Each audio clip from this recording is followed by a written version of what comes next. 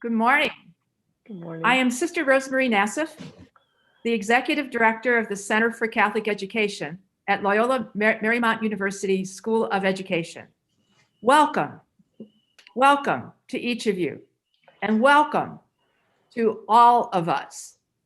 To Equity in Catholic Education, are we living the legacy? We come together inspired by the spirit of Dr. Martin Luther King at a critical moment for our nation, our world, and for Catholic education.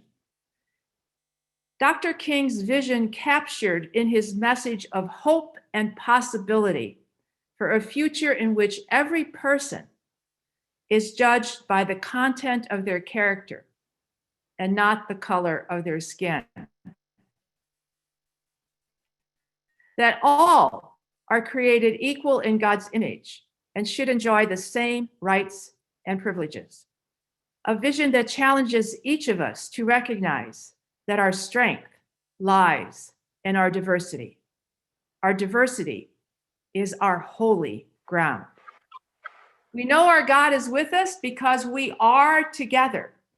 So let us pray. Good morning. As we begin our prayer, first off, just take a stretch and let your body feel you breathing, because we're going to sing together. Now, unfortunately, as you know, we can't really sing together on Zoom, but please kindly keep yourselves muted and sing along in your Zoom room. Walk together, children. Don't you get weary. There's a great camp meeting in the promised land. I'm so glad to be with you. I'm Dr. Kim Harris, a professor in theological studies at Loyola Marymount, and I love it when we all sing together. Walk together, children, don't you get weary. Walk together, children, don't you get weary. Walk together, children, don't you get weary. There's a great camp meeting in the promised land. Oh, walk together, children, don't you get weary. Oh, walk together, children, don't you get weary. Walk together, children, don't you get weary. There's a great camp meeting in the promised land. Gonna walk and never tire. Walk and never tire. Walk and never tire. There's a great camp meeting in the promised land. Oh, teach together, children, don't you get weary. Teach together, children, don't you get weary. Teach together, children, don't you get weary. There's a great camp meeting in the promised land. Oh, march together, children, don't you get weary. March together, children, don't you get weary. March together, children, don't you get weary. There's a great camp meeting in the promised land. We're gonna teach and never tire. Teach and never tire. Teach and never tire. There's a great camp meeting in the promised land. Oh, pray together, children, don't you get weary. Pray together, children, don't you get weary. Pray together, children, don't you get weary. There's a great camp meeting in the promised land. We're gonna pray and never tire. Pray and never tire. We're gonna pray and never tire. There's a great camp meeting in the promised land. Oh, walk together, children, don't you get weary. Walk together, children, don't you get weary. Walk together, children, don't you get weary. There's a great camp meeting in the promised land. There's a great camp meeting in the promised land. There's a great camp meeting in the promised land. Well, there's a great camp meeting in the promised land.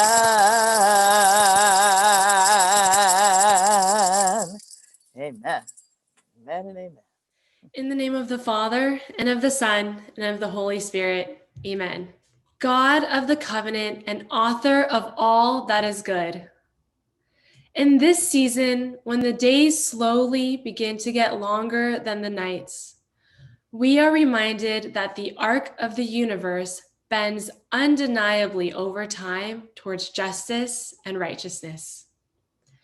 Summon us to where you need us to be, Christ's presence, to hear the cry of the poor, to break the power of oppression and set the downtrodden free, to welcome the refugee, immigrant, the lost and lonely, to mend those separated from loved ones by distance or broken relationships, to announce a year of favor in the Lord. Change indifference to compassion. Fire in us the passion to work toward true equity rooted in your gospel. Change our hearts to receive the word, and in receiving it, become your word, that peace may triumph over discord, and our justice mirror your own. May all we say and all we do be our reminder that the bonds of your word can never be broken in the covenant you made with all humankind. Collect us to yourself this day in and through this prayer. We pray you grant this prayer through our Lord Jesus Christ, your Son, who lives and reigns with you in the unity of the Holy Spirit, one God, forever and ever. Amen. A reading from the book of the prophet Isaiah. A shoot shall come out from the stump of Jesse, and a branch shall grow out of his roots. The Spirit of the Lord shall rest on him, the Spirit of wisdom and understanding, the Spirit of counsel and might, the Spirit of knowledge and the fear of the Lord. His delight shall be in the fear of the Lord. He shall not judge by what his eyes see, or decide by what his ears hear. But with righteousness he shall judge the poor, and decide with equity for the meek of the earth. He shall strike the earth with the rod of his mouth, and with the breath of his lips he shall kill the wicked. Righteousness shall be the belt around his waist, and faithfulness the belt around his loins. The wolf shall live with the lamb, the leopard shall lie down with the kid, the calf and the lion together, and the little child shall lead them. The cow and the bear shall graze, their young shall lie down together. The lion shall eat straw like the ox. The nursing child shall play over the hole of the asp, and the weaned child shall put his hand on the adder's den. They will not hurt or destroy on all my holy mountain. For the earth will be full of the knowledge of the Lord, as the waters cover the sea.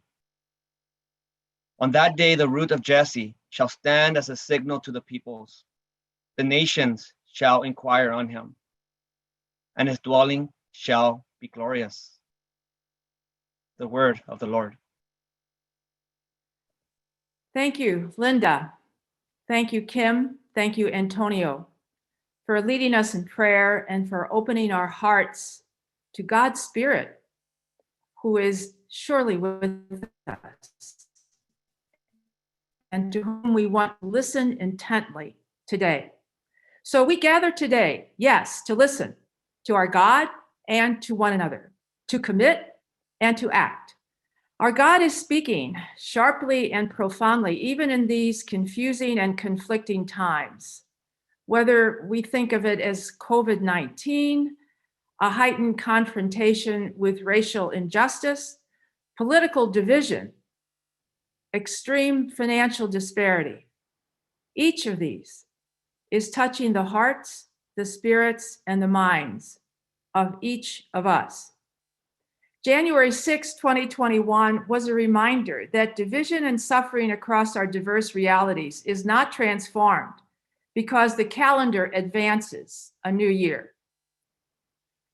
Robert Caro, a renowned historian who has written much on power, was once asked if power corrupts. His response was, power reveals. If you want to know who a person truly is, give them power. Yes, the President of the United States has power. Each of us here at this gathering, now over 300, has power. Education is the most powerful enterprise in our world. Every day, you transform lives. We gather at a defining moment in Catholic education, defining not just because of the closure of Catholic schools or the financial burden on families that we are committed to educate, defining because now more than ever, our world needs the mission of Catholic education. There are three principles, at least three, that mark the Catholic school mission. The first is cura personalis.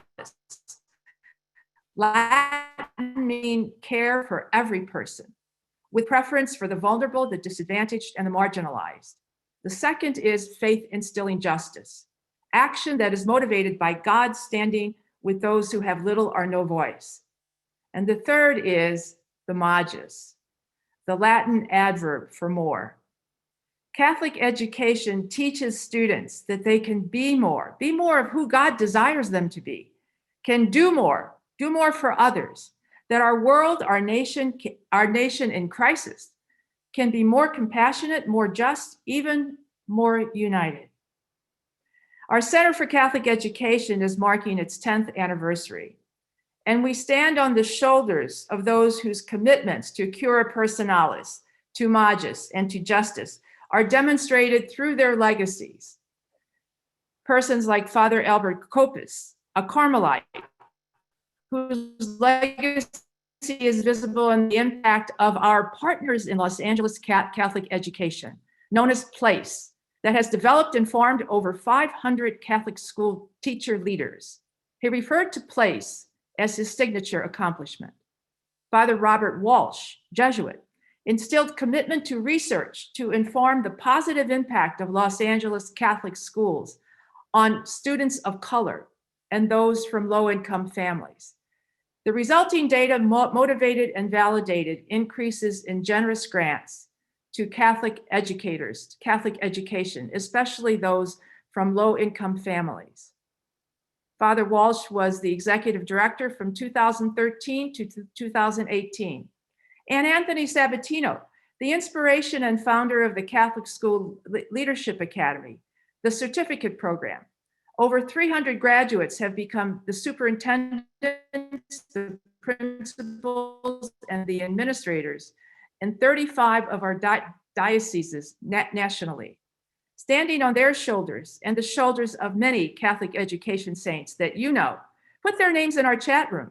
We gather today to pull together, not as a mob of protesters storming and ravaging hallowed ground, rather as a faith community that is mindful of our own need for forgiveness, for openness, for resoluteness, mindful of our power, and challenged by the magis, trusting our nation, our world can be more when we choose to be more.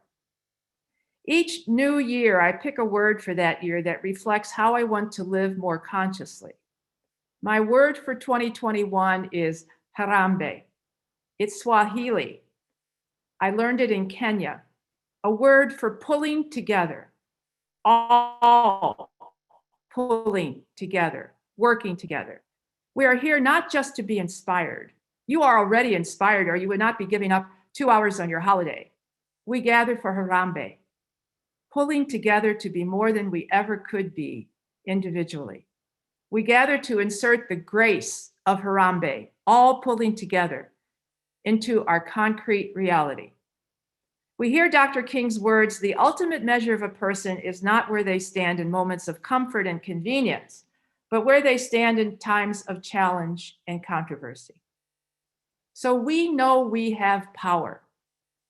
What is our power revealing about who we are as Catholic school educators in 2021? We are grateful today to have Dr. Michelle Young, Dean of the LMU School of Education, here with us. Having recently arrived from the University of Virginia, she is touted for her passion and commitment to diversity and social justice. Equity and leadership development are central to her work and to how she assesses her influence. She is using her power at the LMU School of Education to challenge and deepen equity and diversity in our mindset, our teaching, and our culture. Michelle, we welcome you. Thank you, Sister Rosemarie. Hello, all, and welcome. It's an honor to be with all of you today, and a very special welcome to our guest, Dr. Fuller, and our 4 panelists, 2 of whom are School of Education alumni. I thank each of you for participating in these important discussions today. I also want to thank Sister Rosemarie Nassif for convening this event as a way to commemorate the 10th anniversary of the School of Education Center for Catholic Education. We've been educating Catholic school teachers and leaders here at LMU for over 70 years, and we take great pride in our work. We deeply value our relationships with our Catholic higher ed, K-12, and partners throughout the United States. The work we are doing in collaboration with groups like the Archdiocese of LA and the Archdiocese of Orange to support children's learning and to build a pipeline of diverse and talented teachers and leaders is so incredibly important. With anticipation, I joined LMU as Dean of the School of Education in July of 2020. And one of the things that drew me here was the school's explicit commitment to inclusion, equity, and social justice. From my perspective, these values provide a crystal clear sense of direction for how we conduct ourselves as educators, and in turn, how we expect the graduates of our programs to conduct themselves as they make their marks on the world as teachers, leaders, counselors, public servants, and in so many other important roles. The LMU School of Education is firmly committed to ensuring that our programs, curricular content, learning experiences, and supports are designed to foster equity, inclusion, and powerful educational experiences for all students. And we understand that only when we engage in this work ourselves will we be able to build in our graduates the intellectual understanding and practical skills that they need to foster a world that is more inclusive, equitable, and just. This is so critical. Today, more than ever before, we need informed and committed champions of education and social justice. The events of the past year have been palpable reminders of the deep roots of racism and inequity in this country and its pernicious effects. As Sister Rosemarie reminded us, education has a critical role to play in social change, both for the individual and for the community at large. And Catholic schools have a tremendous opportunity to play a leadership role in this effort. As you do so, please know that we here in LMU School of Education are prepared to support you in those efforts. In closing, I want to acknowledge that Sister Rosemarie intentionally hosted today's event on this special day of remembrance in honor of Reverend Dr. Martin Luther King. And I believe this event is a wonderful way to honor Dr. King's legacy. Once again, I thank her, Dr. Fuller, our panelists, and all of you for taking the time to be here. Tomorrow is just around the corner, and we need to be ready for it. Thank you, Dean Young. My name is Bryant Keith Alexander, and I serve as Dean for the College of Communication and Fine Arts, and I am an affiliate faculty member in the School of Education here at LMU. It is an honor to welcome our keynote speaker today, Dr. Howard Fuller, Distinguished Professor Emeritus at Marquette University.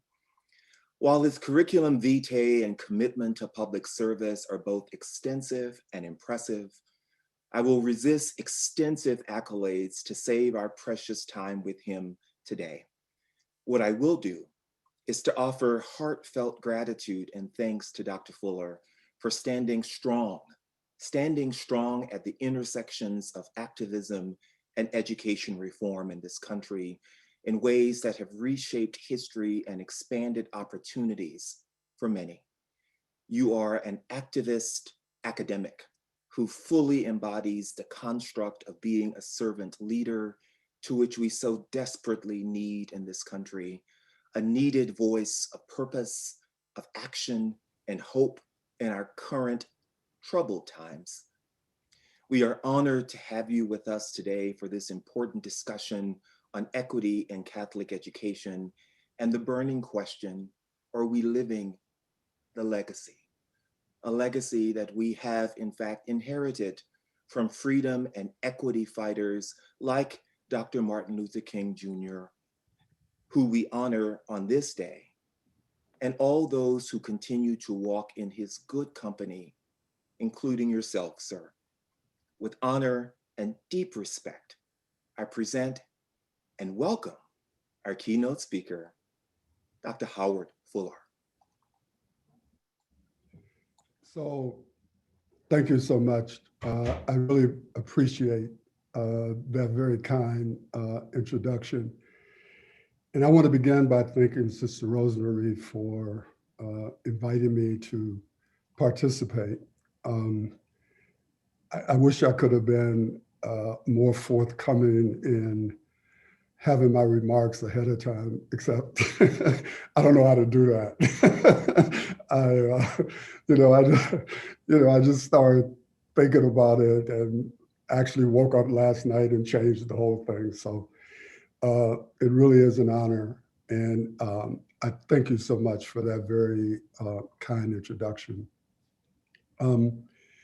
As I said, it's more than an honor, it's a privilege for me to have this opportunity to say a few words about the legacy of Dr. Martin Luther King Jr.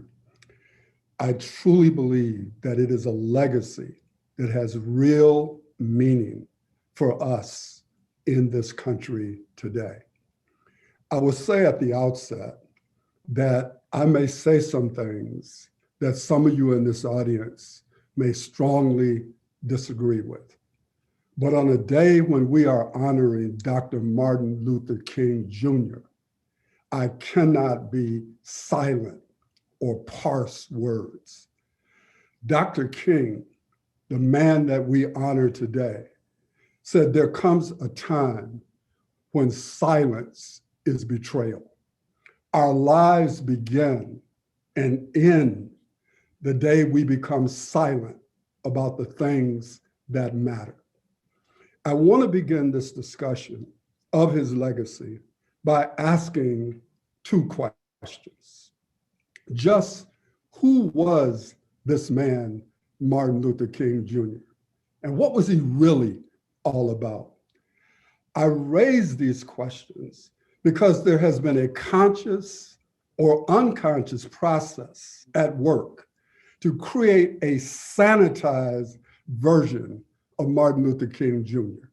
We hear a lot about the dreamer, the man who believed in nonviolence, the man who loved all people.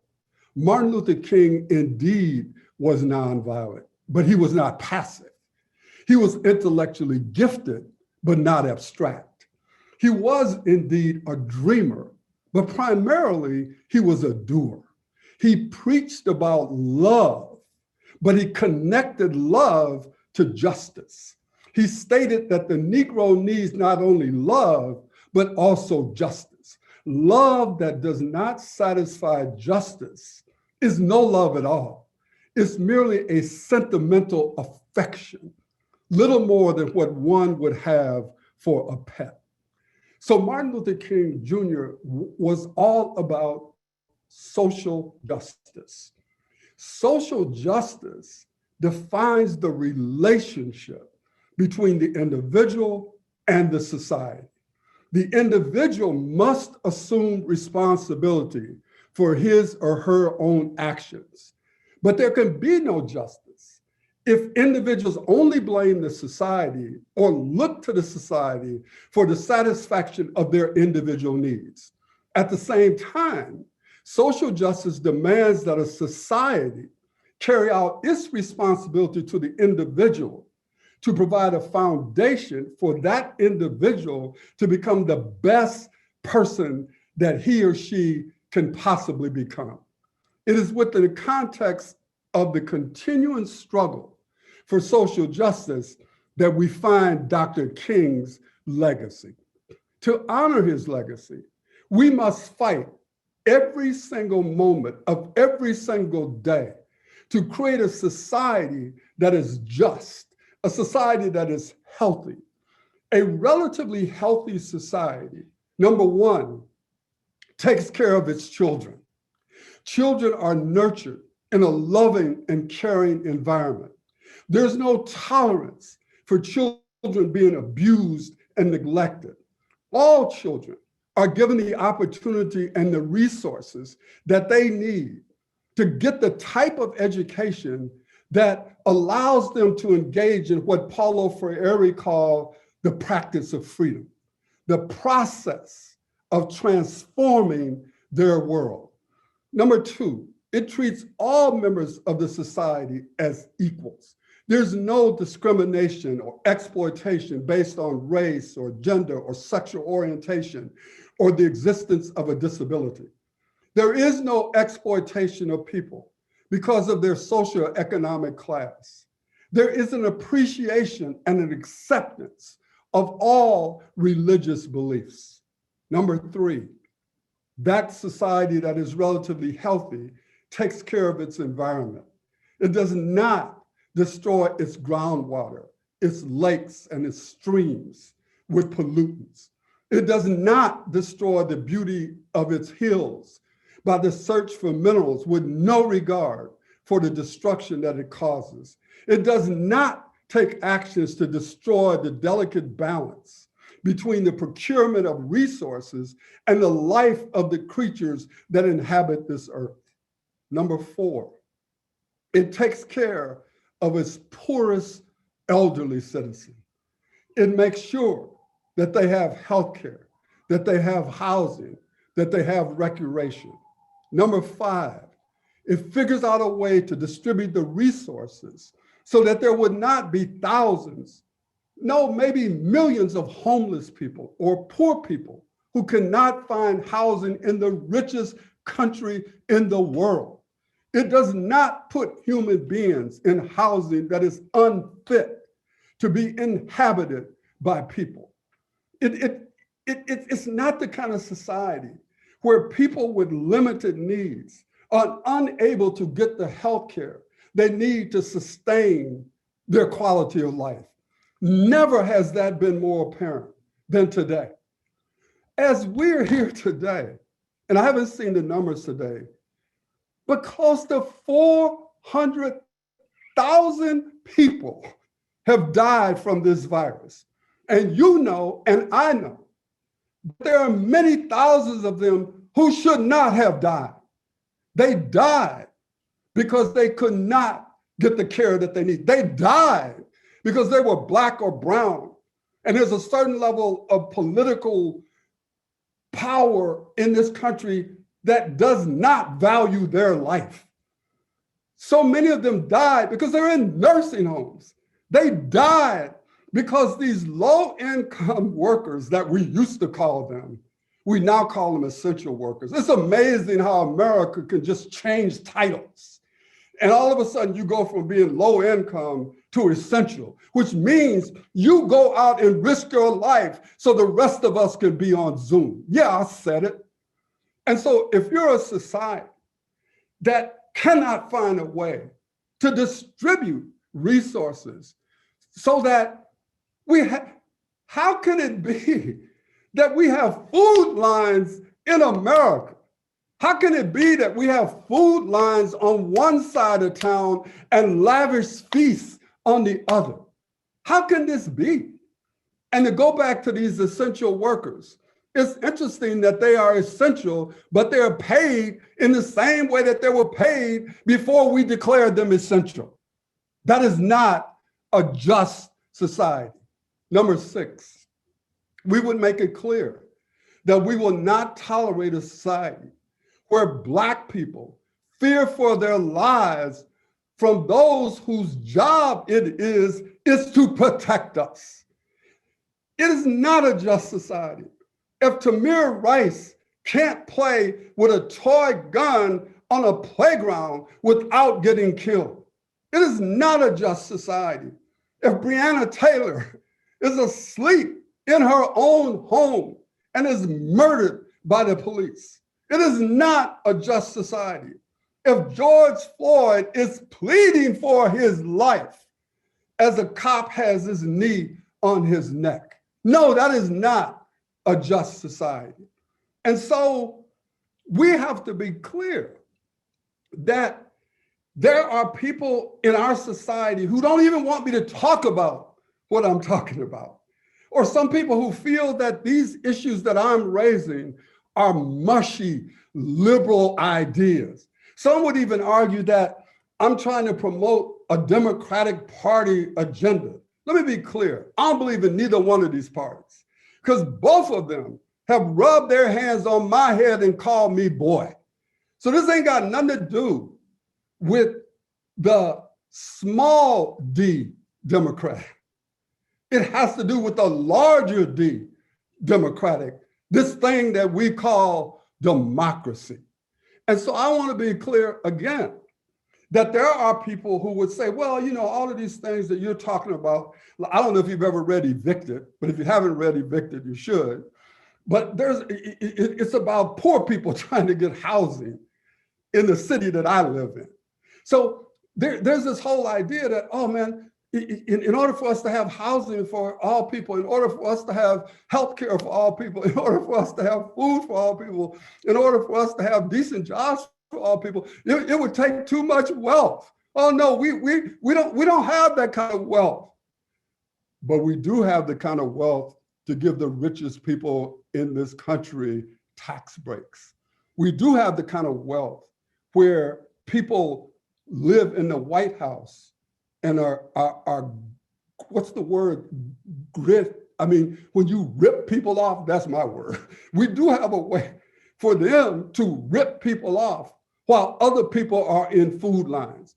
And so I agree with what a man named James Hugg said years ago. He said, the problem that we face is not the limits of our national wealth. The problem is our national economic priorities, which undermine the democratic liberties that are supposed to be our national pride. But beyond that, there's another reality that I must speak to today. The United States is not united.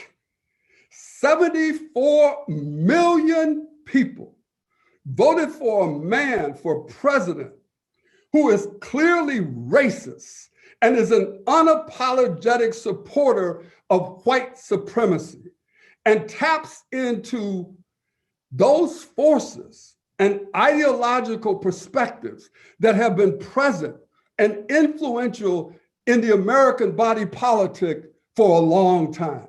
The reality is, if you're going to truly celebrate Martin Luther King Jr., you can't just say, oh, he's a great man, but then we're not going to talk about these injustices.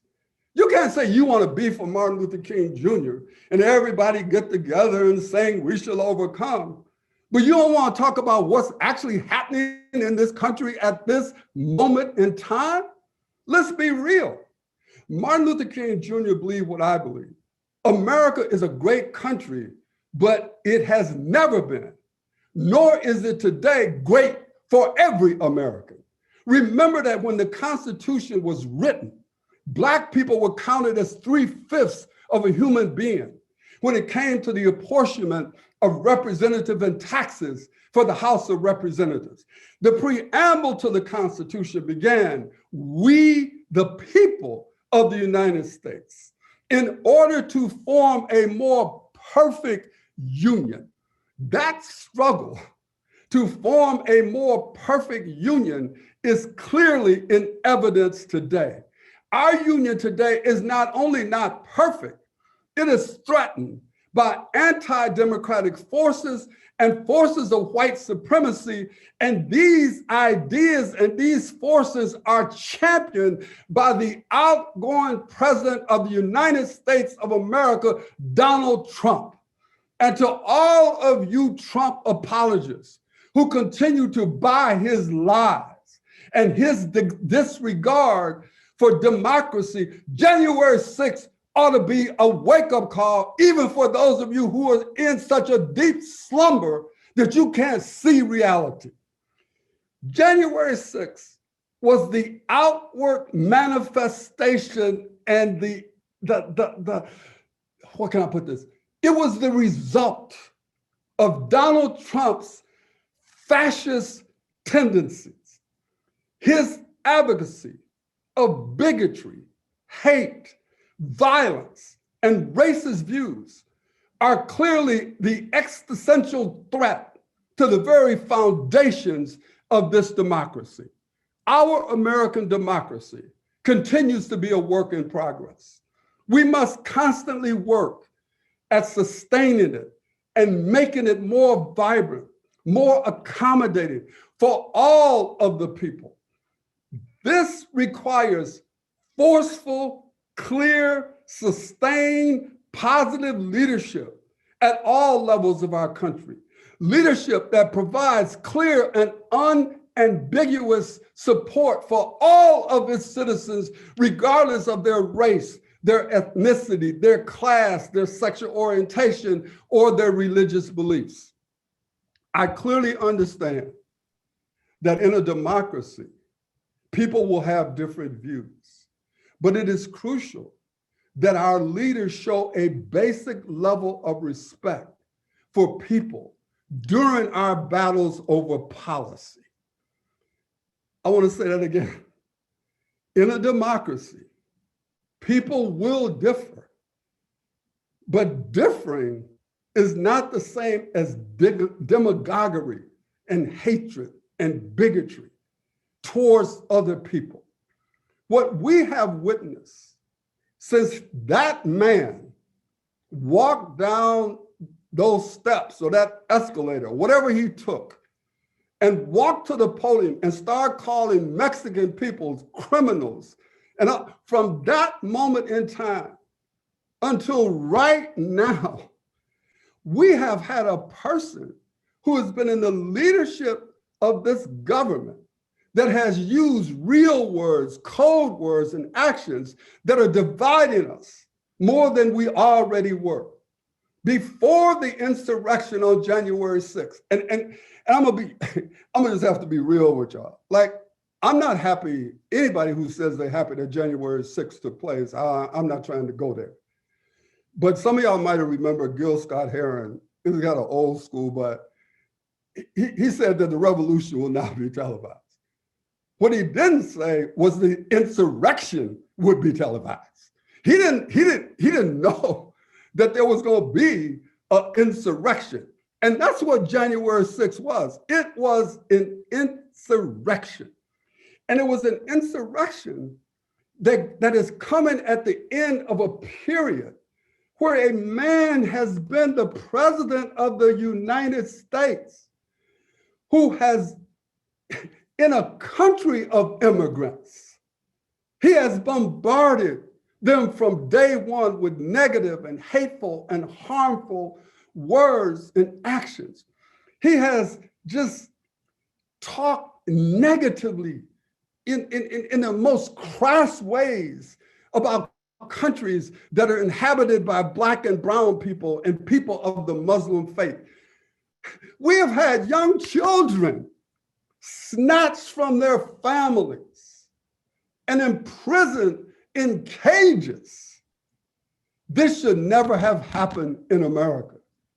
But we will never be able to deal with it if we keep saying that this ain't America, because this is America. It is America. And the only way you can face and deal with problems is to deal with truth. You cannot attack problems by operating in a world of illusion. And so I just want to say this. Martin Luther King Jr. believed in those precious words of the Declaration of Independence. We hold these truths to be self-evident, that all men, and we should add women, are created equal, and they are endowed by their Creator with certain unalienable rights, that amongst these are life, liberty, and the pursuit of happiness. Dr. Martin Luther King Jr. was a man who could have lived a comfortable life, but instead he chose to raise his voice, to use his intellect, and ultimately he gave his life fighting for freedom, justice, and power for Black people, and for that matter, poor people of all colors. So here we are today, as we should be, to honor that man. To me, this program and all of the others that are taking place all over this country are meaningless, if all we're gonna do is have a program and be in a rush to take the pictures down before the program is even over. If that's all we're gonna do, we shouldn't even do it. We shouldn't even do it. Because to really honor Martin Luther King is to say, we're gonna take stock of, first of all, ourselves. And in a real way, rededicate ourselves to the struggle for which he gave his life. It's not enough to simply call out his name or talk about how important he was with words. In point of fact, the only way to honor a warrior is to pick up the torch of struggle that that warrior was involved in. In point, the only real way to honor Martin Luther King is to continue the work which cost him his life. The battle for social justice, that was the crux of Dr. King's life, must go on. Let me again refer to the dream connotation, and because it's so often attached to Dr. King. Well, if you read his book, Strength to Love, he asked this question: what will we do when we are faced with shattered dreams? He argued against becoming bitter or withdrawing from involvement and or finally allowing fatalism to become our operating philosophy. He believed that we must have the courage to continue to battle, to fight, to make change for those who are poor and powerless in our society. And I understand that fighting for change is difficult. I understand that this is something I learned from Derek Bell. Racism is woven into the fabric of the American society. It's not something that is tangential. And Derek Bell argued in his book, Faces at the Bottom of the Well, and I believe this, that racism is a permanent part of the American fabric. And so people say to me, well, Howard, if racism is permanent, why should I get up every day to fight for it? You know why? Because you must fight for justice even when victory is not possible. Because not to fight is to co-sign on the injustice. And Martin Luther King Jr. never co-signed on the injustice. And in fact, in another part of that book, he argued and he urged us not to conform. He said we must not follow the path of comfort rather than conviction. And our conviction, wherever we reside in this country, has to push us to make sure that we do everything we can as individuals of conscience to ensure that every person has a chance in this country to realize his or her greatest worth as human beings. There are so many paths of struggle to make that happen. I could not prescribe or describe what yours has to be. Each of you, if you're on this Zoom, and I'm assuming you're on this not because somebody made you be on it or you ain't got nothing else to do, but you're on it because you actually want to honor Dr. King. And if you do, then each of us has to determine how best to follow the path of social justice. Frantz Fanon wrote a book called Wretched of the Earth. And in this book, Frantz Fanon said every generation out of relative obscurity must discover its mission and either fulfill it or betray it. Dr. King discovered his mission, and he decided with his life to work to fulfill it rather than to betray it. Because if you're gonna follow that path of Dr. King, it means every day you get up to fight for social justice.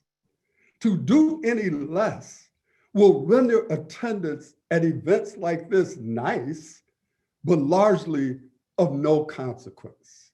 On some positions, cowardice asks the question, is it expedient? And then expedience comes along and asks the question, is it politic? Vanity asks the question, is it popular? Conscience asks the question, is it right? If ever there was a time when one must take the position that is neither safe, nor politic, nor popular, but is right, it is today. Martin Luther King did what was right. Earlier in my remarks, I said that 74 million people, by their vote, indicated support for Donald Trump as a person or for at least some of his views and actions. But an important fact to remember on Martin Luther King Day 2021, 81 million people rejected him and his views and his policies. We must build on that side of America because there are significant numbers of people in this country who do believe in social justice, who do reject white supremacy, who do reject bigotry and hatred. It is important on this day that we don't forget that side of America too. But for those of us who are on the side of justice, we must act, not talk. And now I'm getting ready to channel Sister Rosemarie in my final remarks. And I end with this. Dr. King said that the ultimate measure of a person is not where he or she stands in moments of comfort and convenience, but where he or she stands at times of challenge and controversy. The true neighbor will risk his or her position, his or her prestige, and even his or her life for the welfare of others. In dangerous valleys and hazardous pathways, he or she will lift some bruised and beaten brother or sister to a higher and more noble life. If you follow Dr. Martin Luther King Jr., then you must adhere to those words. Thank you so very much. Thank you. I don't know how I got the short end of the stick to follow that. I feel like there should be a benediction. We should open the doors of the church and go home. Thank you, Dr. Fuller. Thank you so much for that. In the spirit of Dr. Fuller's words, specifically the words of you cannot attack problems by operating in a world of illusion, it's time for us to start putting a little bit of words and actions into our experiences as educators in the Catholic school system. Good afternoon, everybody. My name is Dr. Brandy Odom Lucas, and I'm so happy to be here. I serve as the principal of an amazing school by the name of Bourbon Day Jesuit High School in Los Angeles, California. And I am here to moderate a panel of amazing educators that will help us really unpack what many of us are experiencing every day as we try to work towards equity and try to work for justice at our school sites. And so panelists, if you could briefly introduce yourself and share with us a definition of equity as it relates to your area of expertise. We're gonna start with Dr. Reyes, and then we can go to Mrs. Rickenbacker, and then we'll go to you, Dr. Smith. So Dr. Reyes. Awesome. Good morning or good afternoon, everybody. My name is John Reyes. I'm the Executive Director of Operational Vitality for the National Catholic Educational Association, a lifelong Catholic educator. It's so cool to see so many colleagues that I've learned with and worked with in the Archdiocese of Los Angeles and in the Diocese of Charleston, and being able to do work in Catholic schools nationwide.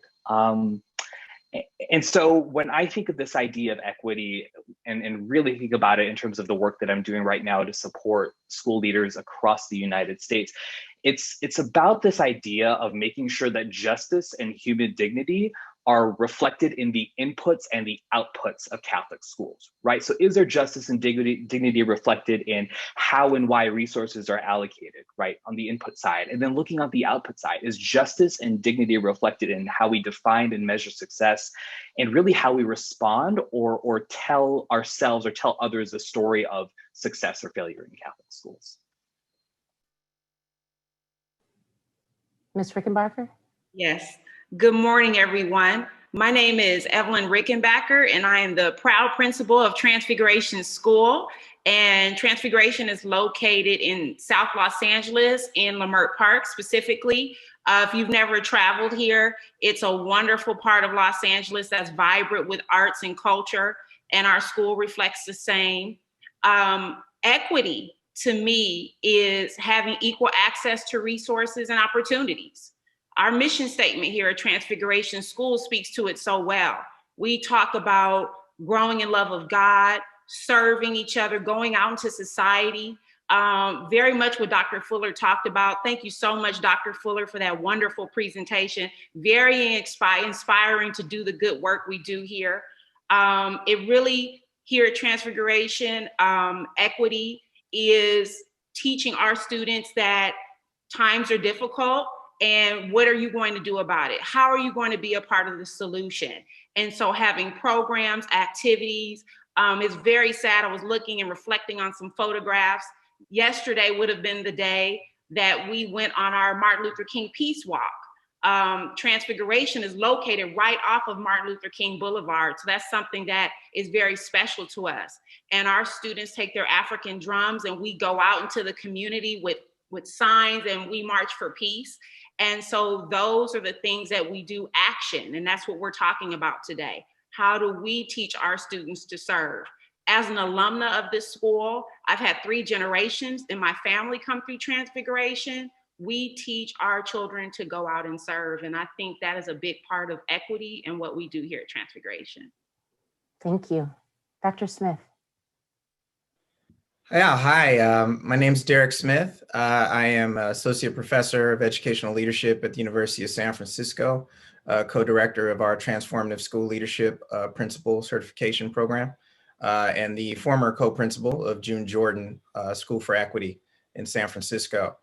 Yeah, well, when it comes to equity, I just use the dictionary definition, justice according to natural law or right. But when it comes to education, to me, that means that we actually have to teach what injustice looks like, both on an interpersonal and systemic level, and to be reflective as an institution of how we are often established as institutions to perpetuate injustice, whether it be through our admissions, whether it be through how we grade, or the standards, behavioral or otherwise, that we hold.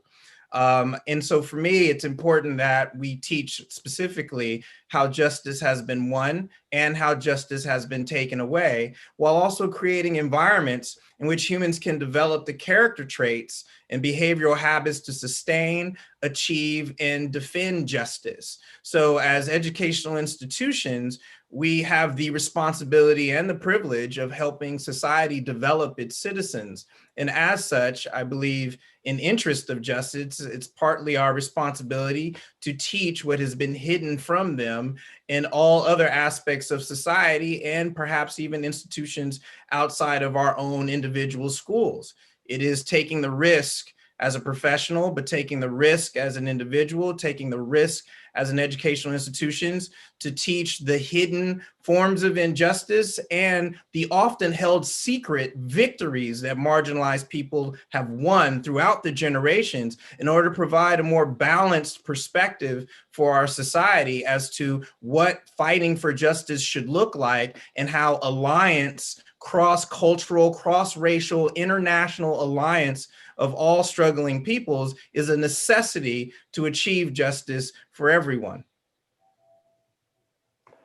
Thank you for that. I think we're going to get to those pieces in upcoming questions. But before we do, the author Juno Diaz states, "We all have a blind spot, and it's shaped exactly like this." This offers that the reason for the lack of equity in our schools might be because the inequitable spaces or these blind spots reflect our own consciousness, or I'm sorry, our own conscious or unconscious biases. Can you guys talk with me about those common blind spots that are missed in the equity work that we see happening in our schools? When you think about those common blind spots, also those spots that are so tender that as soon as they're touched, you hear the ouch. What are those? And let's start to name those during this time. Dr. Reyes?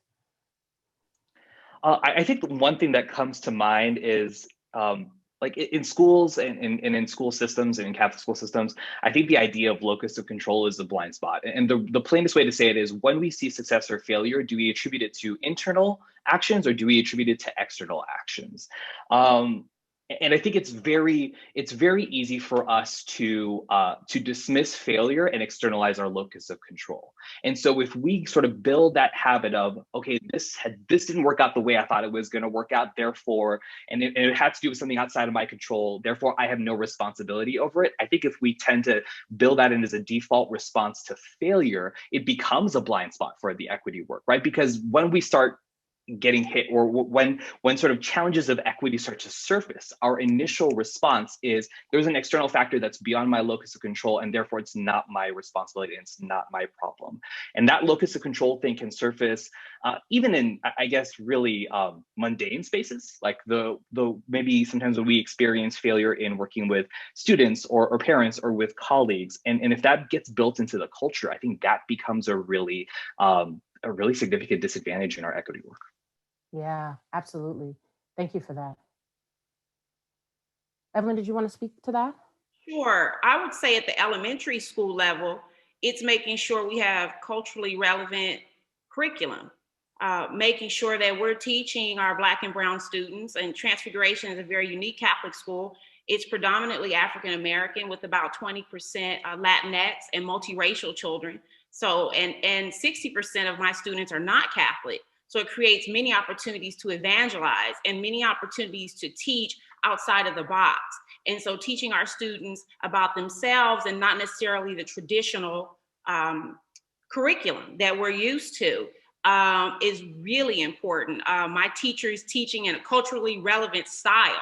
Children of color come with their own knowledge and information, and making sure that we're meeting those needs. And so I would say if we don't recognize that curriculum is important, then we're really creating blind spots in education for our children. Talk about a tender spot. That curriculum is a tender spot. We'll have to go a little bit deeper with that coming up. Dr. Smith, what say you? I completely agree with my colleagues here. In this idea of addressing blind spots, I mean, another way of talking about blind spots is ignorance. That we're not a very bright country. We got about 40 million functionally illiterate adults in the United States. And our intelligence doesn't match our wealth as a nation. And I think that's instrumental in the maintenance of the class gaps and the racial discord that we have, that people kind of have to not know particular things in order for things to be the way it is. So as such, I think professional development that does focus on building the knowledge base of one's faculty and administration is actually really critical, because there is nowhere that folks have actually learned what is needed to teach people about justice in order to be able to then teach it to children. Like we didn't learn it ourselves, right? So I think providing space and time for a ongoing professional development process that is intended to take multiple years. I mean, many institutions that are able to transform themselves from existing in these acceptable blind spots. I mean, you don't have marginalization and stratification without blind spots being normalized, right? So you can exist and be considered successful while maintaining blind spots. So in order to make that shift, that requires a multi-year dedication to transforming the culture and transforming the knowledge base of all those that work in that particular school community. And most institutions that I've worked with that have done that work, it has been a multi-year process to shift what is expected of the people who are teaching, what are expected of people who are supporting, and then making sure that all folks that are engaged in the community, families and students, are actually coming in expecting to get that type of deep knowledge and instruction. Yeah, that's such a good point. And I love what you said about, this learning piece, right? Because learning to me is action. Another blind spot that I think we find specifically in our context in Catholic education is this need to want to change the heart before we change the action. So we're going to do retreats. We're going to do service projects. We're going to do all this stuff to change the heart. And we're going to leave curriculum off the table. We're going to leave hiring practices off the table. We're going to leave academic achievement off the table. If one of you three can just speak to that, how do we get out of the habit in the context of our work as Catholic educators to not move to the next step until everybody in the room heart has been changed and heart has been shifted? I feel like that's the holdup to us specifically moving towards spaces of equity in our schools. Dr. Reyes? Yeah, I want to kind of follow up on what Dr. Smith said and connect it to the challenge you just posed for us. And I like that, Dr. Smith has said a response to addressing those blind spots is building capacity, because maybe it's reflective in mission focused work, whether it's Catholic education or working for the church or working in faith-based settings. But I think there tends to be a mindset sometimes of when people fall short in their professional capacity that we presume malice instead of incompetence. We say, you know what, they didn't do, they didn't show up for yard duty because they don't care about kids. Or 40% of their kids are not reading at grade level, therefore they must not care about kids. And I think we have to push back against that first and foremost. And I think our response to when we see blind spots, when we fall short, is to say, how do we build capacity? And I think that is the way we shape the work of our hands and feet. And then through that shifts what happens in our heart, because we enable people to see that short-term success that allows them to then internalize and say, A, I have control, B, I have the capacity to shift and change my own reality and the reality for my students. So I think that the tendency to attribute failure to malice, I think we have to radically push back against that in our schools. And we have to say, how do we build capacity? How do we strengthen people? How do we make them equal to this monumental task with which we have given them? Yeah, thank you for that. Other panelists, did you want to speak to, add on to that at all? I would just say that we just need to continue to educate ourselves as educators. There's so many things that we think we know, but we really don't. And, at the elementary level, if you really want to know, if you don't know something, you can ask a child, because they'll quickly remind you of what you do not know. And so making sure that we're going out and finding that relevant curriculum, because it's not in our textbooks. Making sure, when you talked about hiring practices, that's something that's always been challenging for me, finding people who would like to serve in this community. And sometimes we've had teachers and they had the best intentions and it didn't work out because the work is a little bit more challenging than they thought it would be. I'm very blessed. We have the same teachers. We had the same teachers pretty much for about 5 years, which is, a very good turnover rate at a Catholic elementary school specifically. But the teachers that are here want to be here. 5 of the teachers here are alum of the school. That means a lot. That says a lot about the community. So just making sure that we are continuing to go out and making sure we are knowledgeable so we can share that with our students is really important. Thank you for that. One of the things that I like to say is that equity is an imperative and not an initiative. And so I think that it's really easy for us to talk about what next steps are when we're dealing with leaders that believe equity is an imperative. But we got to acknowledge that, there are a lot of leaders out there where equity is an initiative.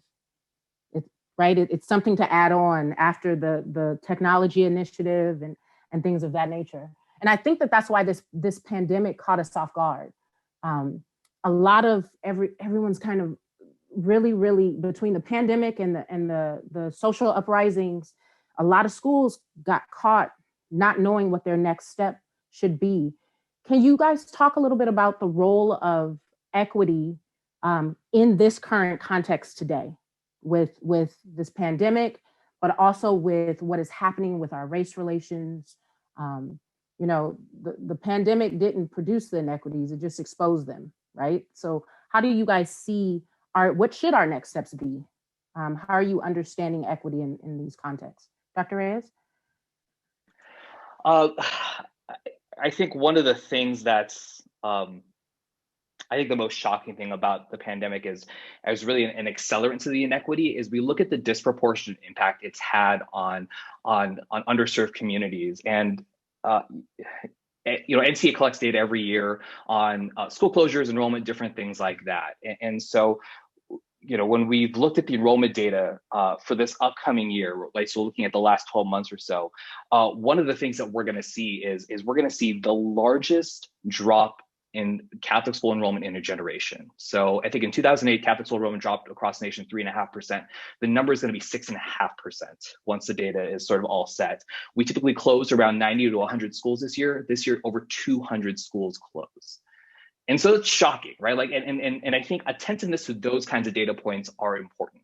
And then really going another level deeper and saying who's getting impacted by these school closures, what kinds of families. And so one of the things that's shocking is looking at, and Annie Smith is on this call, by the way, she's our director of data and research. So this is fully, her expertise and what she's been able to gather is that Black, Hispanic, and Latino families and non-Catholics are overrepresented in school closures. Right. Boston College has done research on sustaining the legacy schools. They looked at schools that serve primarily urban communities. Their last sort of look at those urban schools was in 2004. Since 2004, 60% of the sustaining the legacy schools that Boston College examined have closed or consolidated.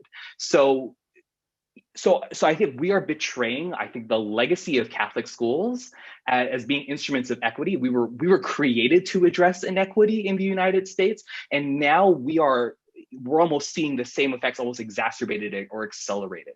So I think the metrics and the data that we pay attention to in Catholic schools is even more important than ever in terms of addressing the current climate. Those data points are shocking, absolutely shocking. Dr. Rickenbacker?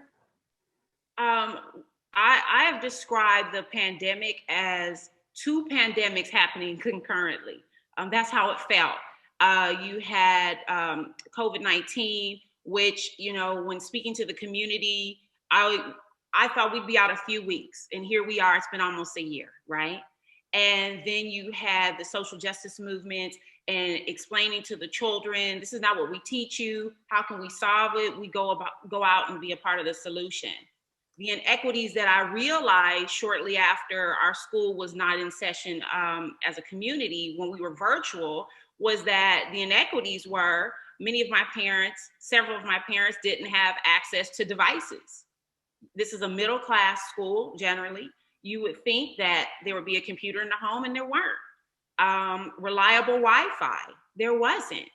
parents who, and I love the way Dr. Fuller described it, the people that we would consider with jobs that maybe the poorer class would have, were the parents who are the essential workers. They are essential workers, right? They were struggling. They didn't have childcare, or they were laid off. And so it was the social emotional aspects that the pandemic created that really affected us here at Transfiguration. And so it was parents emailing, just not knowing how to work with their own children at home, grandparents coming in, not knowing how to use Google Classroom, and we having to have those kind of generational conversations about, this is the technology that we have and this is how we use it. So inequities were present everywhere in ways I really never realized. And so by the blessings of many generous donors, parishioners here at the church, LMU, which has been very instrumental in making sure that Transfiguration has had access to technology. All of that training came to fruition, and we were able to, we had the devices now where we could lend to students. We had the knowledge of how to use it because of the training we have received with LMU. And so, and just working in and chipping away those inequities. And now, our parents have sort of settled into a rhythm, but, the social, emotional challenges that they face are really, really still impact us here. So we're just continuing to work through those. Thank you for that. Dr. Smith? Yeah, again, I think just highlighting what my colleagues just spoke about is incredibly important. I think the only thing I would say is that it's a pandemic, and from what I've seen, when crisis hits, you don't automatically get better. So when you have an entire school system, whether it be public schools or private schools, that have been struggling rightfully to address issues of inequity and inequality for many generations, and a crisis hits that destabilizes just the very basic functions of our society. I also think it's a very high expectation to expect inequities to be reduced in any way, or for people to perform at any normal rate, which was unacceptable to begin with. So I think there is an enormous amount of pressure put on schools. And if I may be a little out there, I think a lot of that pressure was unfair and misplaced. Schools are typically doing a hard enough job as it is, and to now then say you're going to do all this online. And I would say the same thing for families, that families are trying to do a hard enough job as it is. Right. And you're going to say, hey, the people who are trained to teach struggle with it, and you haven't trained at all. But here, go ahead and take that over for a minute. And our entire society is structured around schools serving as kind of like these child supervision centers for 19 to 20 years of a child's life. So I think it's going to be incredibly difficult, and the inequities that I think many folks turned away from in their daily lives just became incredibly apparent right in front of them. And I don't mean just educational inequities. I mean in terms of workload inequities, health inequities. I think our social system and our safety nets became exposed as insufficient as well.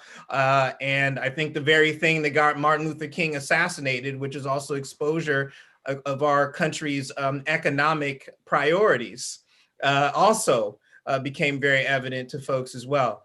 The last thing I'll say on it too is that for many of the schools that I've worked with recently, the political turmoil has also brought up additional challenges of and exposures of very divisive ideas, very racist and dehumanizing ideas being part of their school community, both in the faculty, staff, and the families that they serve, and figuring out ways in which the school could serve as kind of a uniting force, but also be able to stand tall on what their actual ethics are as a school has also been quite challenging for many spaces as well. So I think some of that political turmoil has also made school leaders have to look at themselves and their school and be like, well, where do we stand?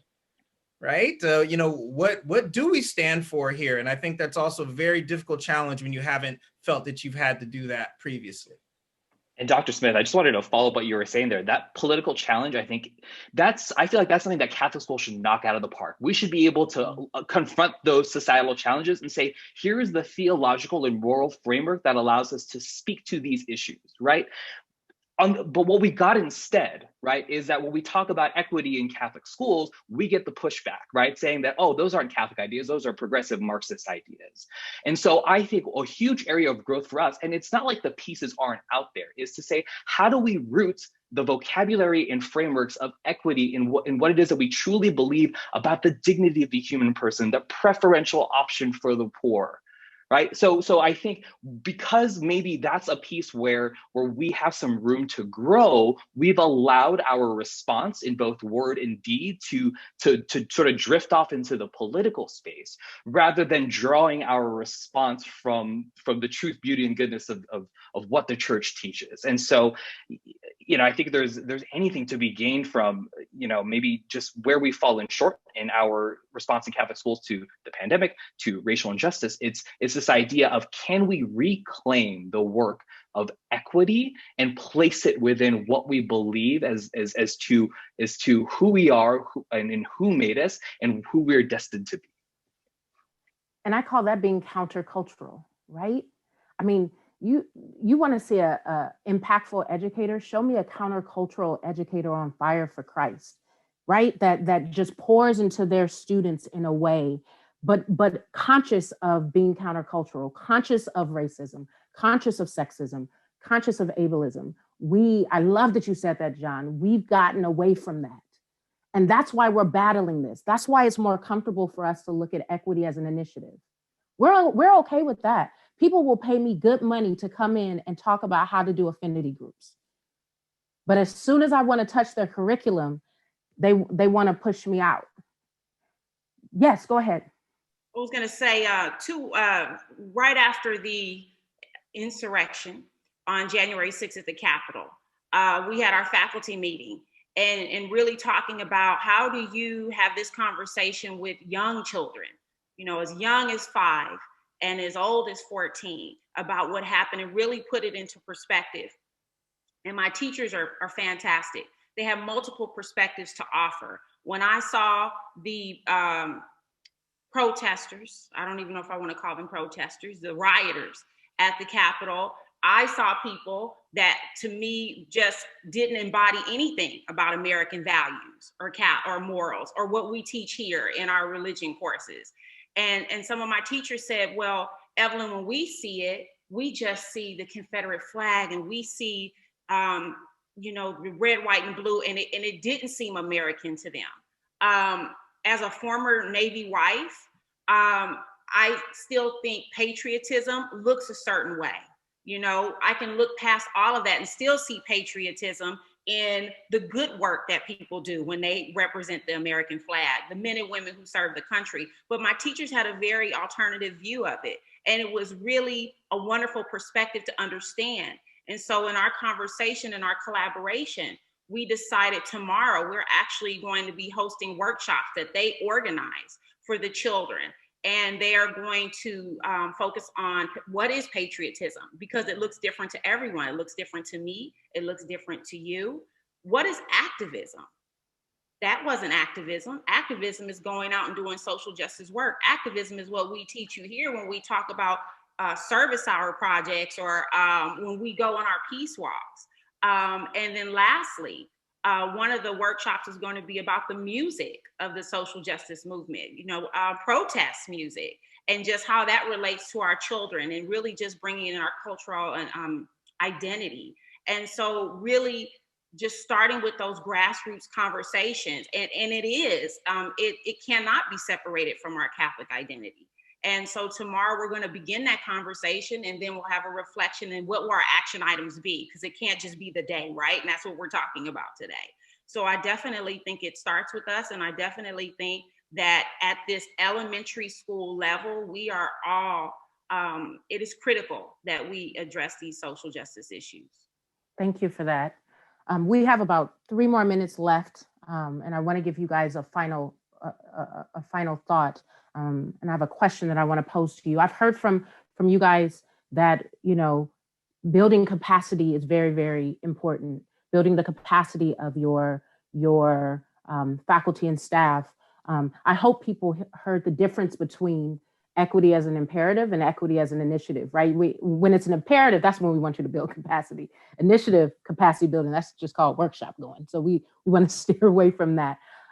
John brought it home when he's talked about the need for us to understand equity and the work of equity in the context of our faith, and how in doing so, we will start really building this capacity, right? And moving forward in our work of equity. And then of course, down in Transfiguration, giving us those very clear examples of how you can bring students into this process, right? This is not a top-down process.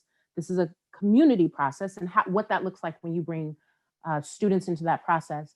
It's very easy to get overwhelmed by this work because it feels sometimes that you're just adding little drops and you're getting pushback from all different sides. I want to understand from each of you, what gives you the energy to keep doing the work of equity when you could totally say 200 schools have closed, we're moving backwards, we haven't moved forward as much as I would have wanted. What gives you hope to continue doing this work? Dr. Reyes.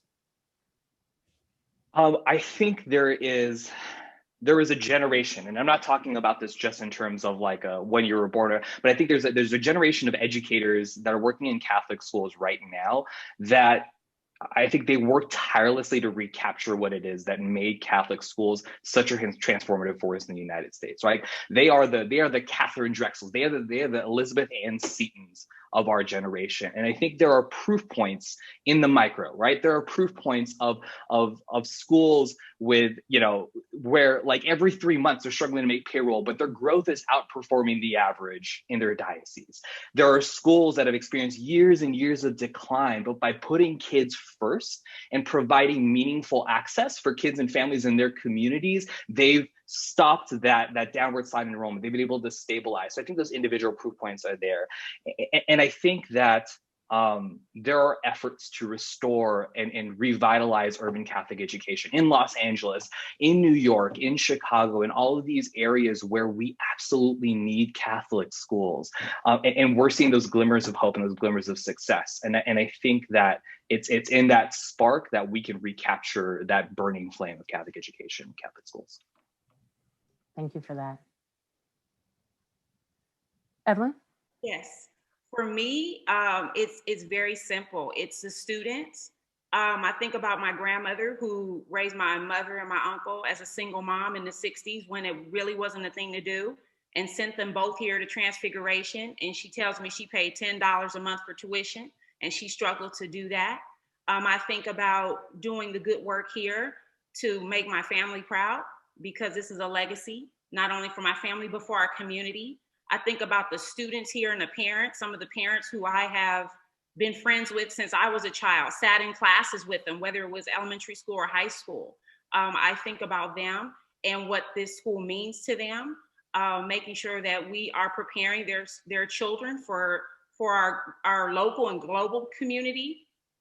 I think about parents when they call me and tell me the Halloween event that we did that was a drive-through, or the Christmas event that we did that was a drive-through. It's a phone call I received, put them in the holiday spirit, because they really weren't feeling doing anything, because this pandemic had made them just feel so just down and discouraged. I think about this community that is important to me. It's important to the teachers and the children. We make sure they understand that being a student in this school is not a right, it's a privilege. I don't make excuses for anything we don't have.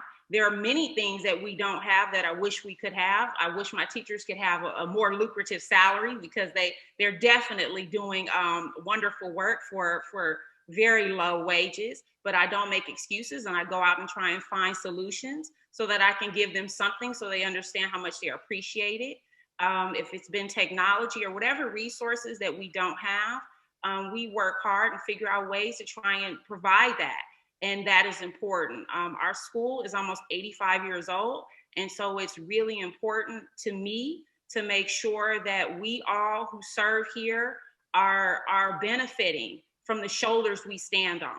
And our children, it's imperative that they understand that as well. And so that is what gives us hope here, knowing that people like myself and the 4 other teachers who've been through here, the rest of my teachers have all put children through Catholic school, making sure that we have a Catholic school in this community where our children can go to school. Thank you for that. Dr. Smith. Yeah, I think the question was about hope, right? That, well, you know, the root word of education is educe, and educe is to bring out. And we're in a modern social structure that is really about putting things into people and as such being able to dictate their behavior. And that's largely how oppression manifests. It doesn't manifest from some white guy in a building. Other people have to execute those ideas into reality for it to happen. And so for me, I think hope's a great word. But I also think, you know, as educators, we're on the front line. Like, we're right there, helping people bring out their true sense of humanity, you know, kind of help manifest who they were when they were actually born, like this being that wanted to learn, love, and be loved. And somehow over time, particularly in our particular socioeconomic system, you're pretty much intended to have all of that stolen away just so you could spend the rest of your life buying it back. And so I think for me, if not us, then who? We chose this profession. We're in front of people's children every day. And some of us are in front of educators every day that are in front of people's children, like I am now. And I don't know how else to view it other than a conflict, a confrontation, and an ongoing battle that either you are on one side or the other. Either you're on the side of human beings being the best humans they can be, or you're on a different side that prioritizes other entities and other institutions over human well-being. And I think that the hope is that the battle continues. And it certainly means that it is a struggle that can be depressing at times. But if we're still here, we haven't lost. So that's usually what I go off of. If we're still here and there's still a battle to be fought, then we ain't lost yet. And as long as the challenge is here, so will we be here. So we just keep fighting. And that's kind of how I view the whole thing. Thanks, Dr. Smith. The work of equity is uncomfortable. And every time, if you're going to work and you're not uncomfortable, that means your students are. To Dr. Smith's point, there's 2 sides to this. And a lot of times we're asking our students to shoulder that discomfort instead of taking it on as the educators in the room. To my panelists, thank you so much for this wonderful talk. We could have gone down 5 different roads, but I do appreciate it. I do appreciate your time with us, and I'll turn it back over to the committee. Thank you so much to our panelists, Principal Evelyn Rickenbacker, Dr. Derek Smith, and Dr. John Reyes, for sharing your experience in fighting for equity in our schools. Thank you for leading us. And thank you to our moderator, Dr. Brandy Odom Lucas, for leading us in this conversation of challenge and hope. And now let's hear from you, our participants. So momentarily, we'll invite each of you to accept an invitation to join a small breakout room conversation. And let's talk about what we heard today. Let's share our action steps, and let's begin networking with each other. We'll have 25 minutes to share our thoughts on these 3 questions. What's one thing you heard today as a call to action for you individually? What are 1 or 2 topics that you need to learn more about and you need to seek more information on? And then third, what do you see as an opportunity or a next step for your school community in achieving educational equity? Our breakout rooms are led by 35 facilitators. These are LMU graduate students, staff, and faculty. We have Catholic school teachers and principals with us. We have leaders from departments of Catholic schools across the country. We have our colleagues and partners in higher ed. We also have Catholic school education funders from all across the country. Thank you for joining us today. This is a much appreciated act of service. So while we wait for our invitation, let's consider our first reflection question. What's the one thing you heard today as a call to action for you? Could I say something just a quick in response to the phenomenon? Yes, Dr. Fuller, absolutely. Thank you. I know this wasn't on the program. I'm always barging in, but I just I just wanted to say 4 quick things. Number one, to Evelyn. Evelyn, I wonder if you would consider the fact that what you saw was activism, but it was the wrong kind of activism. I mean, I don't think that activism belongs to any particular group. And just because those of us who would have been active for something good, you can also be active for something bad or something evil. And so I'm just wondering if you all would take that up. The second thing is, and I wanted to say this to Dr. Lucas to ask her what she thought. I think it's very important when we talk about equity that we make clear equity and equality are not the same. That if you're talking about equity, you're saying that people who have the least need more than people who already have resources. And so there are people out there who say, yeah, I'm for equity, but they're really not for equity. They probably ain't even for equality, but they certainly are not for equity. And so the question of whether or not you all see that distinction. The third thing is that the moral arc of the universe is long, but it doesn't automatically bend towards justice. It only bends towards justice if we bend it. Because most of what history will tell you is that the arc bends towards injustice. And so it is critical that if we want it to bend towards justice, that we bend it. The last point I want to make is, and to all of you all, I think when you all are working with your teachers, there's an essay on the cult of the lost cause that I would ask you all to consider as a support, because it deals with how all of these statutes and stuff came into being and what they all mean. And I found it as useful. And then the last thing I want to say is that I went to Catholic schools through 8th grade. They kicked me out because of my behavior, but that's another story. But Catholic schools are going to survive if we fight for vouchers and opportunity scholarships and other forms of support. Because I believe that Catholic schools are part of public education. Because I make a distinction between public education and the system that delivers it. And you all know that there are Catholic schools out here who have been serving communities for years and years and years and years who are not going to survive. And we should not apologize for fighting for public support for Catholic schools that perform a public purpose. And so I think it's very important that we all become warriors for that. And I appreciate you all giving me an opportunity to mess up the agenda. Thank you so much. Thank you, Dr. Fuller. So much to consider and a challenge for what is a just and equitable society and what does that mean in our Catholic schools. So thank you for accepting the call and accepting the invitation for a short conversation with our colleagues.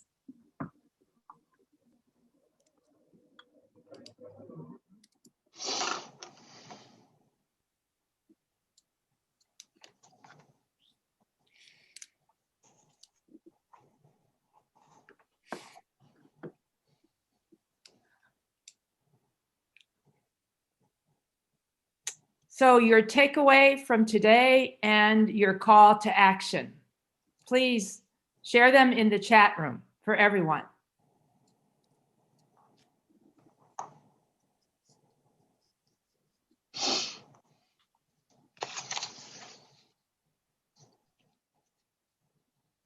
So welcome back to everyone and welcome forward. Our experience today does not end when we leave the Zoom room. Your presence here, just your very presence, is a calling. You were inspired to sign up for this. This is a calling. And you leave, we allow you to leave, you leave together with a sense of mission, becoming a change agent. And there are at least three ways that our experience today will continue. First of all, it's going to continue by learning. Each of you will receive a bibliography on advancing your equity mindedness. And we'll send you, several have asked in the chat room about Dr. Ree's data points. So we will send you those data points also. And you will also get, as I said earlier, all the comments in the chat room to assist us in keeping the experience alive and in knowing how others who are participating here were really experiencing the whole event. So learning, and the other learning is we want to learn. So you will get an evaluation. We want to know what worked for you. We want to know how we could have challenged you better and how we could have interacted more. Now, we did have about 300 who participated. So it's a little difficult through a Zoom room or through a Zoom interaction to connect as interactively as we would like. But hopefully there were ways enough that you could share your reflections and share your movement forward. The second way that we're going to continue this is applying what you learned. And we want you to apply it in some way at your school or in your location. And I'm going to share my screen right now with a wonderful insight that Dr. Brandy Odom Lucas has developed. It's called her Equity in Mission Data Book. It's similar to what you could do at your school, almost as an equity audit. And you see there are 3 columns here, and you will all get a copy of this. You will all get a copy of this. The first column is the Catholic social teaching principle. Her data elements are based on our Catholic social teaching. And so in the first column, you have the principles of Catholic social teachings. In the second column, you have the area of focus for that principle. And in the third column are some guiding questions. So we invite you to use this as a point of discussion at your faculty meetings, at board meetings, at your meetings with your diocese, at your parent meetings, for both awareness, for action, and for change. The third way we want to continue this experience is by keeping you connected. And our goal is to develop a Facebook group to which each of you can be a member of that group. And in that Facebook group, perhaps you can connect with what we might call an equity buddy. Maybe someone from another diocese where you could share across what the two are doing, or from your own diocese where you can be an infiltrator in that diocese together to infiltrate some of the ideas, the insights, or the strategies that you came to through this experience. So learning, applying, and connecting. Those are the 3 ways we want to keep this going in our journey. Equity in Catholic education. Are we living the legacy? And so here we are.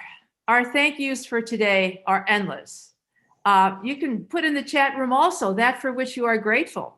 It may be a person, it may be an insight, it may be a thought, it may be something that connected to you in a way that resurged some element of energy within you, or challenged some part within you that opened your mind in some way. But we want to thank especially Dr. Fuller, our keynote, our facilitators, in our breakout rooms, those who led us in prayer and song, and those on the planning team. Can we please put the planning team on the screen, please? This was a community event, a faith community event. And I want to thank especially our two technology experts, Keith Jones from our IT department and Shannon Tabaldo, the executive director of the IDEAL Institute at LMU. IDEAL is Innovative Digital Education and Leadership at LMU. We couldn't have done this without Keith and Shannon's expertise. Brian Alexander, John Flaherty on the planning team, also on our planning team, Lauren Casella, Dr. Brandy Odom Lucas, Antonio Felix, also on our planning team. Here comes the whole planning team right now. So we want to thank all of you, all of the people on the planning team and our technology experts. Most of all though, we're grateful to each of you. Convenings like this are made by the people who commit to be present, who commit to be engaged, and who commit to go forward as messengers and apostles. So just know that all of us stand with you and all of us stand together. There were about 300 who participated. We're all together. Aharambe, all of us pulling together and working together to increase the equity quotient in our schools, in our communities, in our nation, and in our world. Yes, your presence today is a calling. So we commit and we send you forth, pulling together, as I indicated, to increase the equity quotient in our communities, our bigger and our at-home communities, as a group, a faith community, bonded together on mission. Father Michael Eng, the Jesuit, who is the chancellor at Loyola Marymount University, will send us forth with a blessing. Father Eng. Thank you, Sister Rosemarie. So on this auspicious day, we celebrate two occasions: the birth of Martin Luther King Jr. and the birth of the Center for Catholic Education here at Loyola Marymount. So as we've heard from our distinguished keynote speaker, Dr. Howard Fuller, both events share a profound significance. So from Dr. King, we received the challenge to stand with those on the margins of society and to walk with those who have been alienated. From our Center for Catholic Education, we pause to give thanks for 10 years of teacher training, faculty research, collaboration with numerous partners. And on a day like this, we recall those who contributed so much to the center. As mentioned earlier, Father Al Copas, but then President David Burcham, Tim Snyder, Deans Shane Martin and Michelle Young, the Executive Directors, Father Robert Walsh and Sister Rosemarie. We think about our benefactors, our faculty, staff, and students. So now we call upon God, however we call God, to bless us as we recommit ourselves to the ideals of Dr. King and the 10-year legacy of our center. So loving and powerful God, we acknowledge your presence, active and dynamic, through the amazing years in this Center for Catholic Education. We thank you for the creative spirit that animates us to contribute to teach excellence, diversity, inclusion, forgiveness, and resistance to evil. And we bless you, God of life, for stirring so many hearts of teachers and students, staff, benefactors, and friends, hearts awakening to your passion for equity and justice. And we ask your blessing upon our keynote speaker, Dr. Fuller, and on our panelists, Dr. Reyes, Evelyn Rickenbacker, Dr. Smith, Dr. Brandy Odom Lucas. May their voices resonate in our hearts and inspire our actions. And Lord, we know the road ahead will not always be easy. The obstacles we face will not simply disappear. Racism and hatred will not vanish. We're realists, loving God, and we turn to you once again to strengthen weary arms, to calm anxious minds, and to caress bruised hearts. So fire us up, Lord. Send us your Holy Spirit, your creative spirit, to deepen our resolve and inspire our dreams for a vibrant future in Catholic education. Help us remember that we are changing the nation for the better, one student at a time. Use our hands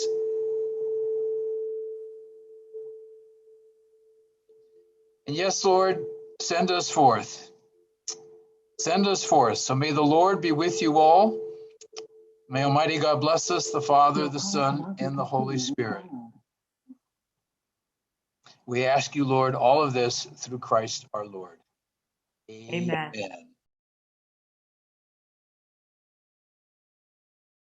Thank you all. You all were great. Thank you all the participants, Thank you. all the presenters. Thank you all so very much.